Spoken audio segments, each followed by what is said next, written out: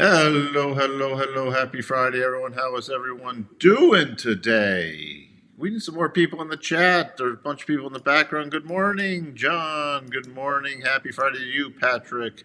Good morning. We will see. We will see. Until they talk, it's just a rumor to me. Don't trust anything again, I'm not saying we won't have agreements, but we don't have an even agreement with Japan yet. Okay, we've talked to them. Now we might be getting one, but again, I'll see it when I see it. So I can't trade off that. I can just trade off the technical trends. Hey, good morning, Andrea. Good morning, Anissa. Hey, good morning, Royal Palms. Meta double top potential. We'll take a look at Meta. Good morning, Tony. Amazon has a little mini potential double top. It beat on earnings. It guided a little lower. It was down after hours, but now since has popped up, still has a mini double top there. So we'll take a look at some of those. But I gotta say good morning to Tony. We had non-farm payrolls coming out.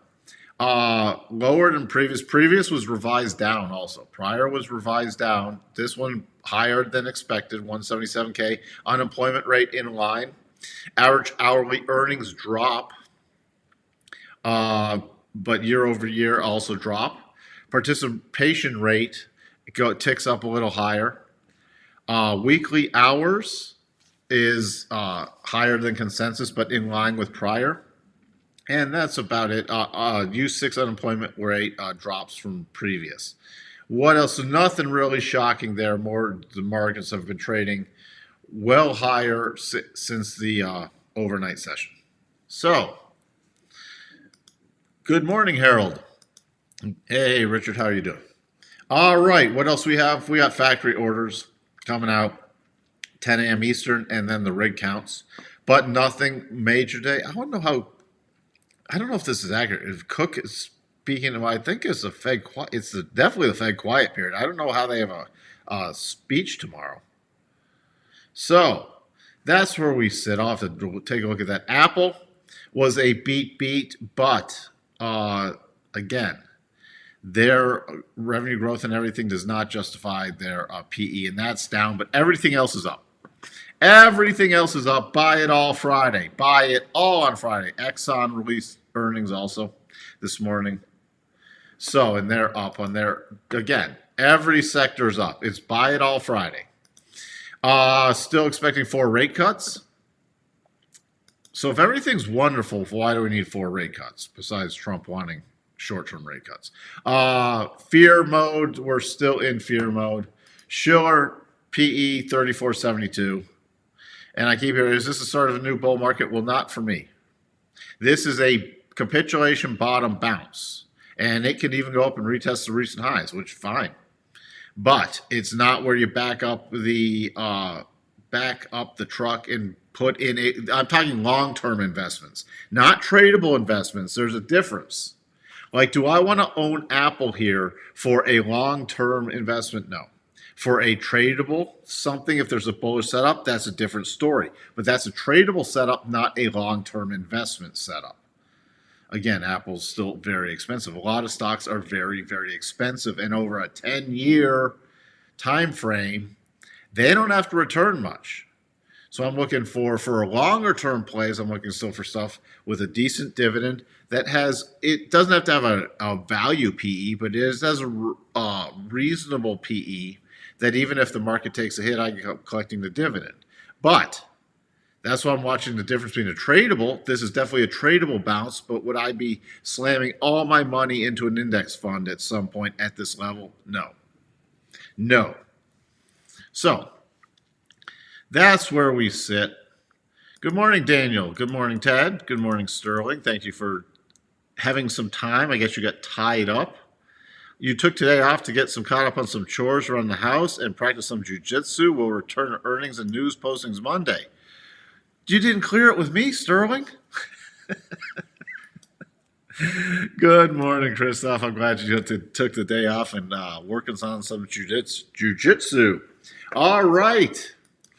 All right. Well, again, Amazon and Apple beat yesterday. You get a lot of beats, but really watch the guidance. Really watch the guidance. Now, Amazon was down and now looks like it's up today. You need to watch today how it finishes and closes. We had ExxonMobil, which was, I think it was in line and then a beat. I'll have to double check that. But the markets just climbing higher. Remember, the S&P has one more target. We still have a little gap close left behind. So today, 57.12.25. Going to be watching where it closes today in relation to 56.66. Again, that would tip the probabilities that we can see higher prices continue. And even in the short term, would I be rushing to buy in here? No. I'd be looking for some kind of pullback, especially as long as this 5,500 level holds. We are very overbought. We have cycles pinned to the top. So would I be rushing in today even if we close above that 62.5? No, I'd be looking for a pullback and then the next rotation back up. All right. So we're going to watch today how that closes. Again, beyond that gap fill, we have 57.38, and then you have the magnet price of the 200, about 57.81. Support levels are coming in right now. Mine are supported about 56.65. The more significant support is coming in right around, it's just a little lower than that, about 56.30. All right, that's very key, and the rotation zone is going to keep rising up into that 56.30 area. So keep an eye on that, especially going into Sunday night. The Nasdaq, which we finished off all the double targets on, we actually closed above the key. We didn't close above it. We're trading above it right now. We closed actually below it yesterday, but I watched it as key high from April 2nd. The next magnet area for me, we have the 62.5 coming in at 20,188.50. They're going to be watching where we close today in relation to that. And we have the 200, 20,320.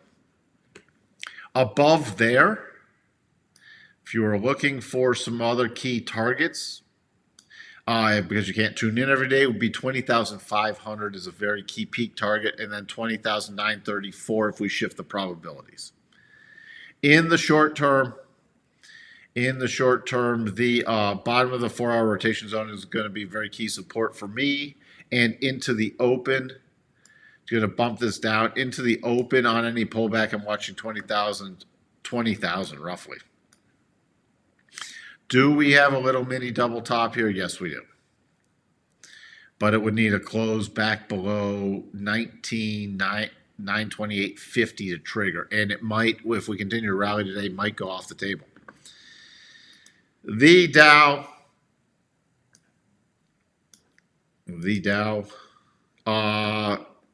Next key area. We're into a continuation of a clear path move. We have a key breakdown level at 41,600 roughly, 41,585 to 41,600. Trading right against the 50 EMA. Very key support is coming in right now at about 40,800. The Russell breaking out to the upside. We still have some gaps left behind. The key level I'm first of all watching is this 2026 level.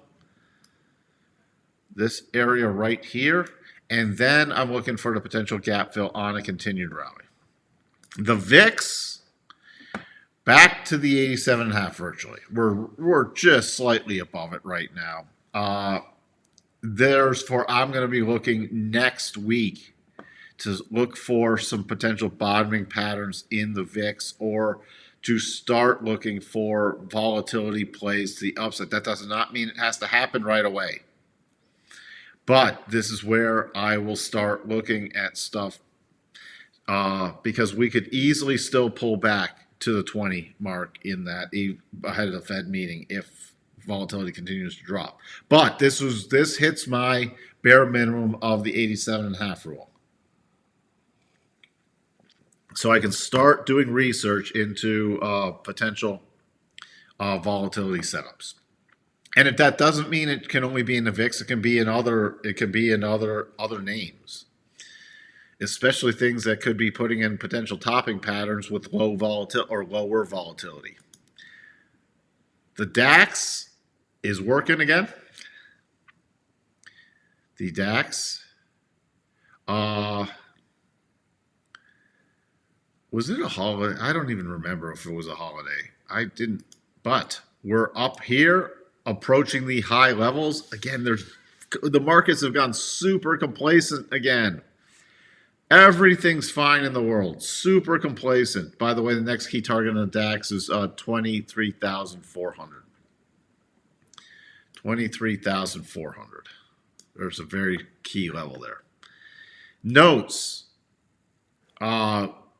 Big reverse. This is interesting because tried to break out and could not hold support yesterday and even could not hold the secondary levels of support, dropping out. It's easier to see now this. We talked about this setup yesterday. We did close above it. We closed above it, pulled back, and now rocking through. So yields are climbing again, triggering the double. We talked about this one yesterday. You could not use this as the base. This had to be, the peak. You just had to be the peak. Triggering, pulling back, and now through the first target. All right. So on the bigger picture, that's the set. I think that's the only thing that can make me get bullish. Had to get bullish. Tried to go down the other side. Tried to do a breakdown, forming a double, and then triggering it and moving the other way. So back into the big consolidation range. Dollar index. I was watching the 99.80 area. I was talking about that for a while now. Closing at 99.79. So if we rotate now back up through that level, that's the bullish setup. We have a sloppy inverse head and shoulders. A sloppy inverse head and shoulders. I'm watching it for it to trigger on the daily. Okay? That's what I'm looking for now. That is an extended, it's getting into an extended buying pattern. It may not trigger, but this is what I'm looking for, trying to put in a dollar bottom. Crude. We potentially had a %B buy setup. We poked through the high. This is a very aggressive setup, by the way, and we're now back down below it. I'm still going to be watching yesterday's high, and we did form a potential double bottom, and that's the only thing that could really get me bullish again on crude in the short term. Other than that, nothing great. Gold, little pop back up today a bit, but breaking down yesterday. All my short-term buy setups off the table with yesterday breakdown. Going to be watching for a continued pullback to the weekly rotation zone. So in the short term, sitting on my hands again. I tried to do a bullish pop today. You see here's a key based off these multiple lows right there. Running up, hitting in smack dab into it, and not able to get through it just yet. So, going to be patient in the short term on gold. Come on. Copper going to be, this is another one I'm going to be watching is to see if this triggers a little %B buy bounce. Other than that, not much to talk about. Yen, this is another reason I'm watching. The yen breaking above a very key level for me and now pulling back. So as long as it can hold the support about 143.50, I'm going to be looking for another rotation back up. If it starts dropping below that, it's off the table for me. Euro, we still have the potential head and shoulders top. The rotation zone is still hanging in there, but on next rotation lower, going to be watching for that to trigger and potentially the move back down in the euro in the short term. If I could trigger the right levels, if I could put it on my chart correctly, There we go. So that's the setup there. The spiders finishing the double yesterday. So the double is also done in the spiders, hitting the 62.5. So putting in that little reaction there. Now, we're gapping up above that level this morning, so that's going to become key support. Looks like we're going to fill this gap with the gap. And then the next key target in the spiders is 573. The next minor target in the spiders is 568.75.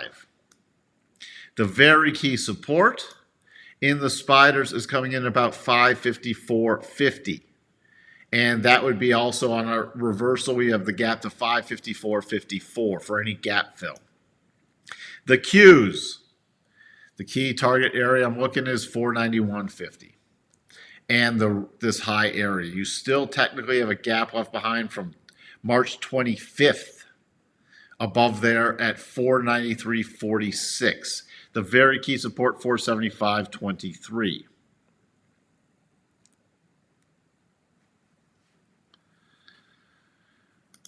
Again, that's why I would not chase something higher today. The market's getting very, very complacent again. I'm going to be watching for pullbacks and then the secondary bounce. Good morning, Heinrich. Let's see what else we have. Amazon does have a little. Now, what would invalidate this? It does have a mini double top. It also has a major double bottom, which was not invalidated yet. Now, this trades above 193.06. This little mini double top is invalidated. And if we close above this high at 192.65, the double bottom is triggered. So going to keep an eye on that. Meta confirmed the double bottom, but did not trigger it. Did not trigger it. So, confirmed but not triggered. It would still need to close above 587.89. Again, would I be buying those on the close? No, I would not, because we're at cycle tops. I'd be watching for pullback plays on these. Personally, we're very overbought. We're at cycle tops. It already got rejected for it once. It would officially trigger. I'd be looking for weakness to get in at better reward to risk.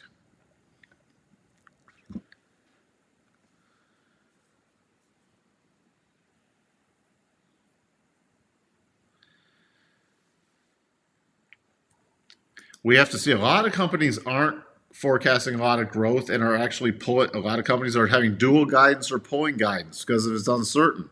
We don't know how this is all going to play out.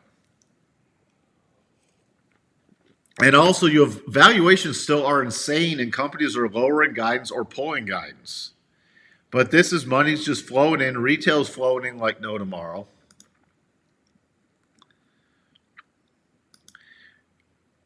Retail's buying. I'm telling you, retail's buying this hand over fist. That's when I don't want to be the buyer hand over fist. Okay?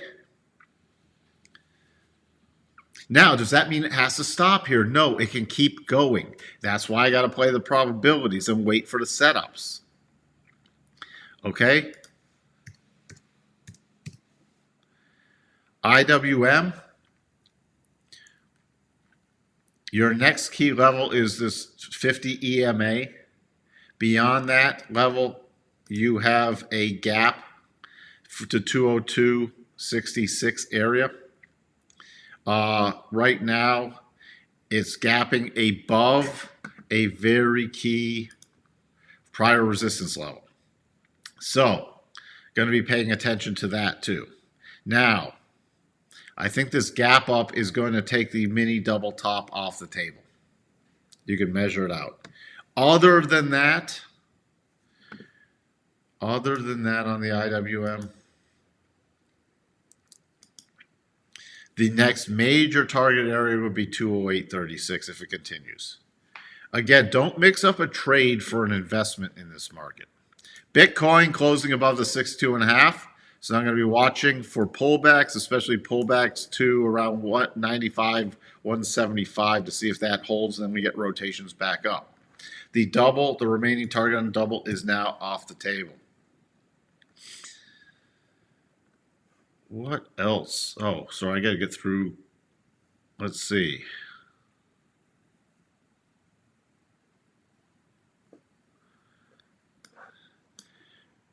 Figures just, well, the 10 years tried to break down and now is climbing in. I think, oh boy, are 401k buyers of index funds considered retail? Yes. And we still have net passive inflows still. Theirs are going to taper off towards the end of this year projected. Then it's going to be interesting because once 401ks taper off from net inflows to potential outflows based off the retirements, you're going to see downward pressure for the next few years, regardless of what the market does.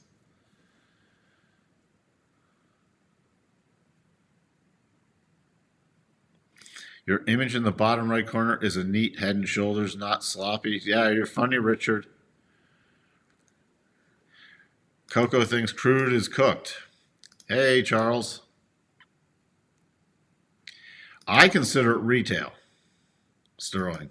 Managed 401, but that's the institution buying. But I consider the flows from retail because it's a passive flow. You're welcome, Options 22. I mean, people might consider it institutional, but you still have the passive going in. The mags triggered the double bottom. Yeah, the mags also, I did not. Thank you for reminding me. The mags, it's not technically a trigger, though. This is not technically a trigger until I get an upwards close. Still need an upward close in this. It might happen today. I need a green candle to trigger. Thank you for bringing that up. I need a green candle to trigger a double bottom, not a red candle. It's confirmed. It's not technically triggered. Need a red candle. And I would then be watching again for a pullback. Microsoft, by the way, spiked up. You know, if you front ran it, it completed the double. And now we have a lot left behind for it to come over and chew back through.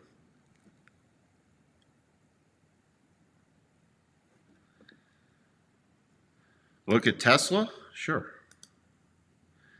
Tesla has a mini daily. This has to be done on a daily basis, mini double top.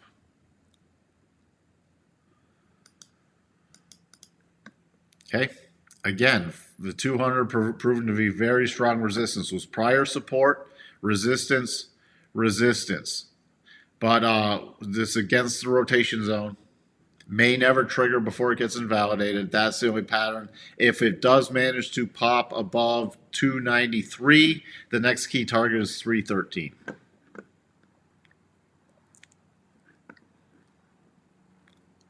What would stop out Bitcoin now? It closed above the 62.5. What would stop out Bitcoin? What would invalidate that? Well, it would either make a topping pattern or just by pure harmonics. By pure, oh God, I can't click today. By pure harmonics, it would have to break down back below about 83,192. By pure harmonics. Now, if it started breaking down below 87.5, would not be good. Was the breakaway bar that took it into 50 to 62.5. So that would be the first key line in the sand where I would not want to be holding in the short term. All right. With that, I've got to jump into the open. Then I have a conference call I got to get on. So I will have to wrap it up for now. Remember, Fed meeting next week.